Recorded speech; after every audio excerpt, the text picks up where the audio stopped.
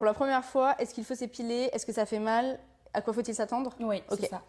Alors, est-ce qu'il faut? Est-ce qu'il faut? Il n'y a jamais de il faut. Pour moi, c'est la réponse un peu basique.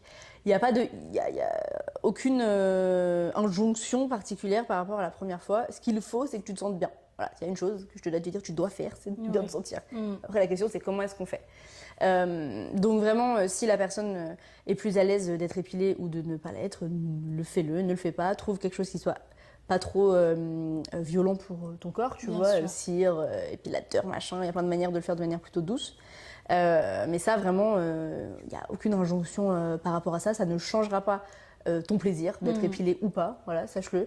C'est vraiment par rapport à comment tu te sens dans ton corps et encore une fois, tout ce qu'on t'a dit sur ce que ça représentait, les poils, alors qu'en vrai, c'est juste des poils. Des poils.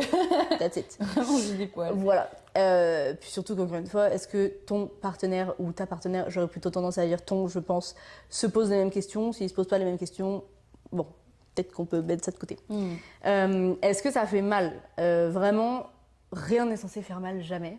Ça peut arriver, puisqu'il peut y avoir mille raisons, un peu de stress, du vaginisme, on va un petit peu trop vite, voilà, ça brûle un peu. Ça peut arriver, c'est pas parce que ça fait mal que c'est la fin du monde et que c'est quelque chose, comment dire, que quelqu'un fait quelque chose de mal, mais c'est pas censé. Oui.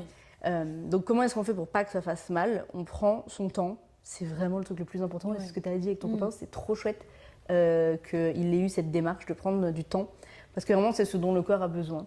Il a besoin de temps pour ressentir de l'excitation, il a besoin de temps pour s'ouvrir, il a besoin de temps pour faire remonter le plaisir, il a besoin de temps pour lubrifier ou bander, il a besoin de temps. Donc plus on laisse de temps à tout ça de monter, en général mieux ça ira, plus on s'écoute, plus ça ira.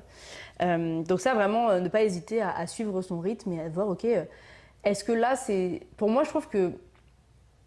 Et en plus, là, je te dis ça parce que je suis en train de penser à la pénétration, tu vois. Même moi, je suis pas encore complètement... je suis mindfuck encore de ce truc-là, parce que là, je suis en train de te dire, voilà, parce que c'est pas forcément la pénétration.